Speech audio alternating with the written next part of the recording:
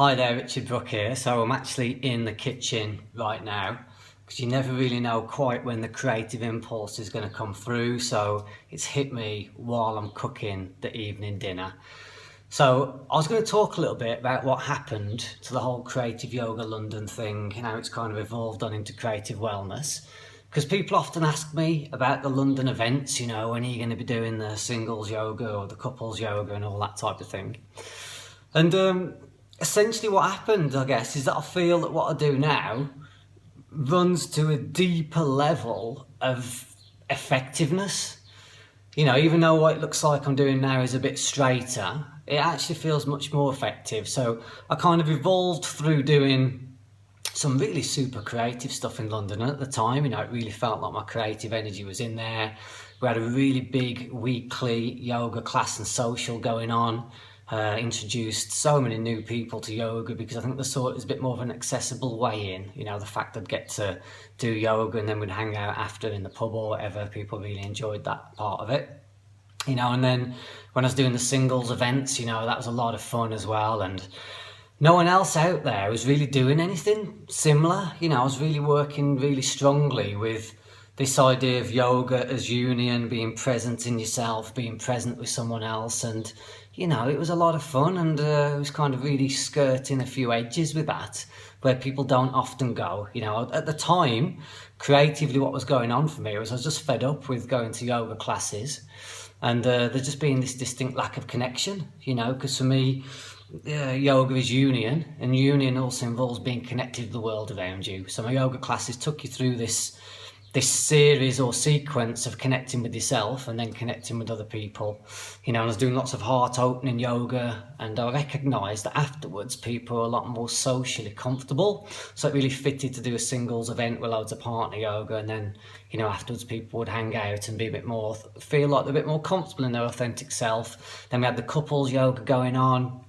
We had the yoga raves going on, which were huge, and again, a lot of fun, very creative. 3 different yoga teachers would all teach yoga to our own individual music that we really enjoyed, and it was fabulous.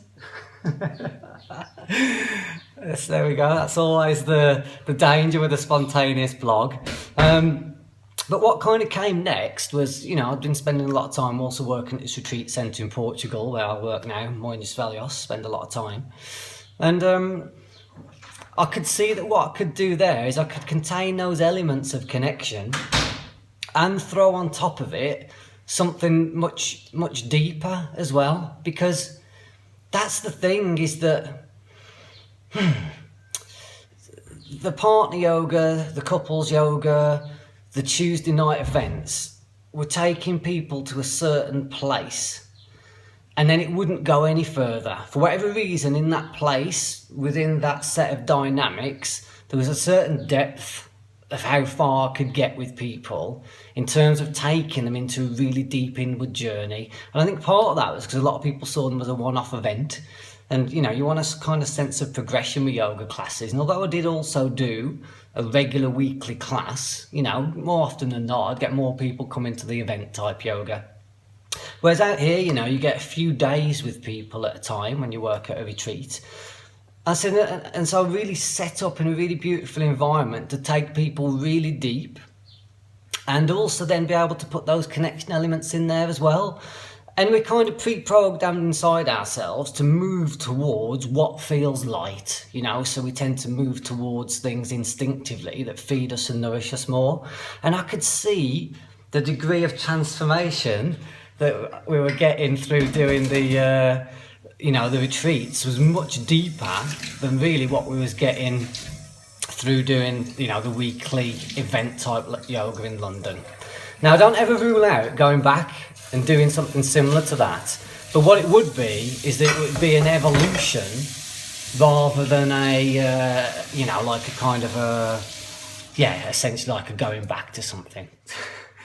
So I'm just going to pick that one up again a little bit. So I was somewhere in the flow of, that what I feel at the retreat centre that comes out of me is much deeper than kind of where I was working with people in the city. And we kind of got a natural volition to move towards that. So, there's this whole thing where maybe something might evolve and take me back through running a sort of yoga studio type model again. But I don't think there's ever any chance actually of going back to something. I learnt this lesson myself lately, that you can't ever really go back, so I wouldn't go back to running that kind of model in the same way, because I've had another 18 months worth of experience, that's kind of flowed through since. So if I evolve back through being based in a city again and working like that, that would be fabulous. I'm still coming back to London from time to time and doing events and other kind of one-off things and wellness coaching and all the rest of it. But really, if you want to feel the full force and the full spectrum, of what I feel my capacity offers as a teacher, then if you do come out to a retreat, you get all that. Like I said, you get all those, those years really of experience I had from running the events that connect people together, plus on top of it in this really pristine environment which really connects you in such a deep place. There's just something magical about the place that I work, that can really, I said, cover the full spectrum of possibility as a human being, all the way through from connecting with the people around you through to really deeply connecting with yourself. So there you go, folks. There's your invitation. Come out to a retreat. Hope to see you soon. Thanks a lot. Bye-bye.